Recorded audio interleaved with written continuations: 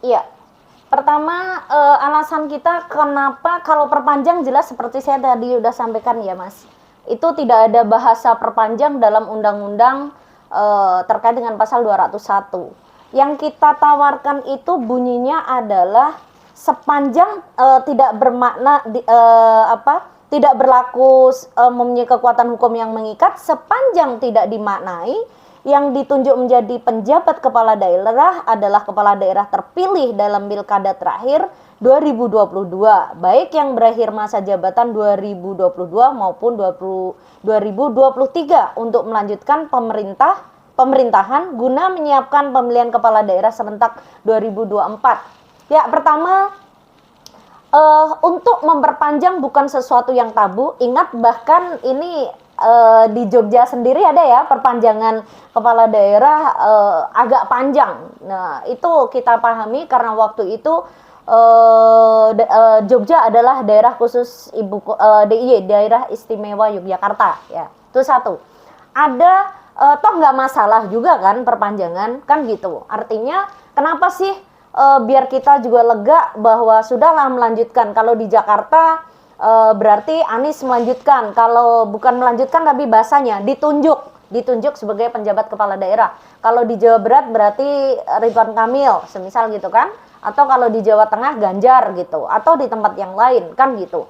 Nah kemudian itu satu, artinya bukan sesuatu yang luar biasa sehingga kita merasa itu adalah kepala daerah yang pernah kita pilih secara langsung sehingga kita merasa hak konstitusi kita, hak demokrasi kita tidak hilang begitu saja, kan gitu. Itu satu. Yang kedua, jika dia kemudian nyalon lagi gimana? Kalau itu kan berarti harusnya memang Menteri Dalam Negeri itu ada aturan di bawah menyiasati tadi.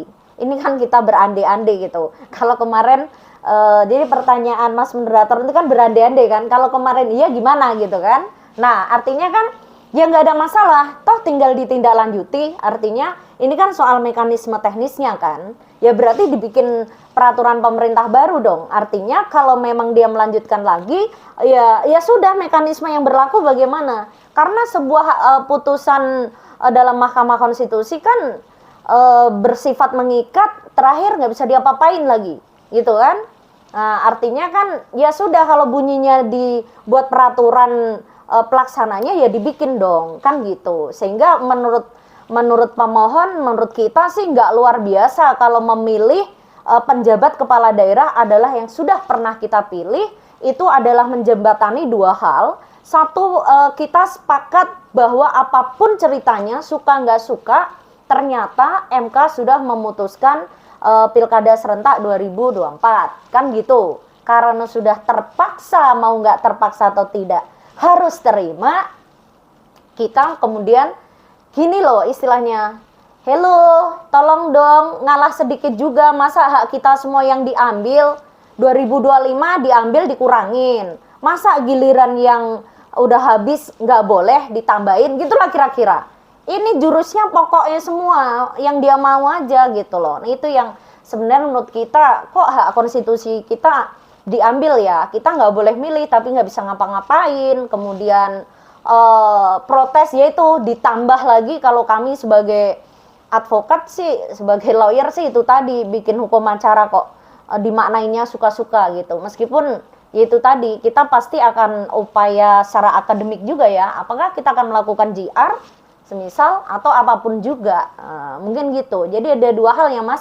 Pertama, untuk menunjuk penjabat kepala daerah dari kepala daerah yang sebelumnya sudah kita pilih, itu adalah menjembatani bahwa hak kita merasa hak kita nggak sepenuhnya hilang. Karena saya contohkan begini, salah satu pemohon Dr. Kandidat Dewi Nadia, jadi dia masih mahasiswa program dokter, dia saat ini masih advokat magang gitu kan.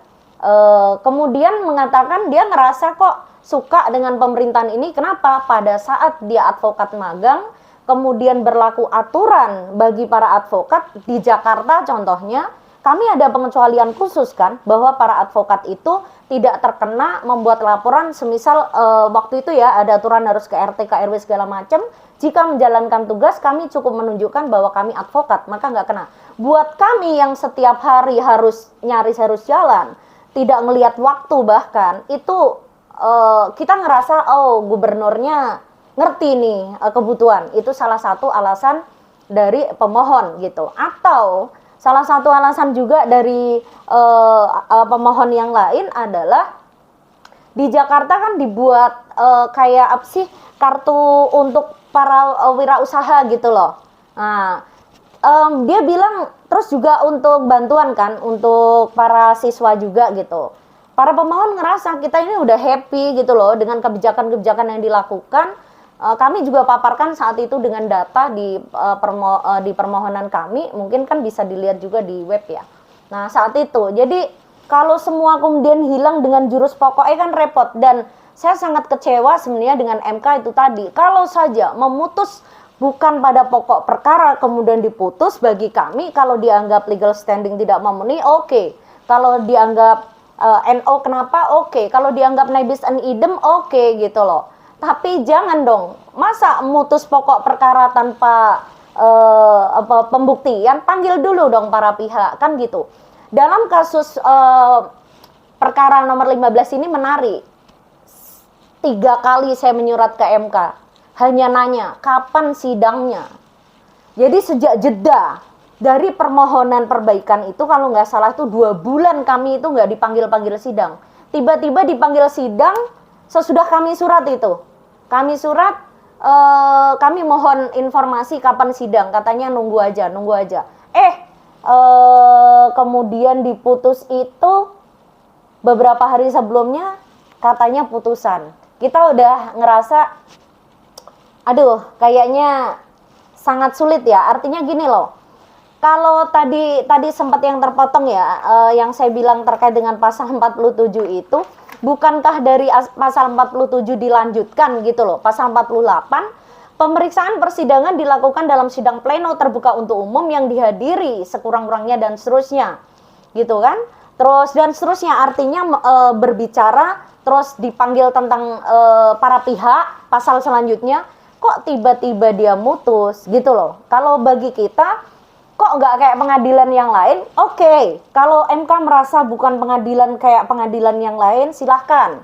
Tapi perjelas juga aturannya. Hukum acara yang berlaku, kapan Anda bisa memutus begitu saja, tolong jelasin. Apakah semisal di dalam pasal RPH itu langsung pasal selanjutnya kasih pasal tambahan, semisal bahwa dalam hal itu boleh memutus baik pada sebelum pokok perkara maupun pokok perkara. Begitu dong. Jangan kita disuruh nunggu, tapi tiba-tiba pokok perkara tanpa penjelasan. Pertanyaan saya, kalau di MK sendiri memutus dengan cara kayak begitu, dia memutuskannya berdasarkan apa? Karena bukankah, nih saya merujuk ke pasal 66 peraturan MK sendiri ya.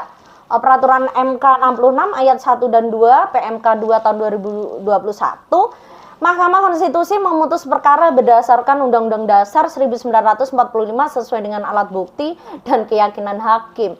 Lah yang alat bukti yang kita sampaikan itu kan Undang-Undang Dasar 1945, bukti para pemohon bahwa itu memenuhi konstitusi, segala macam gitu kan ya. Bukti para pemohon kami itu mempunyai kualifikasi sebagai pemohon dan seterusnya.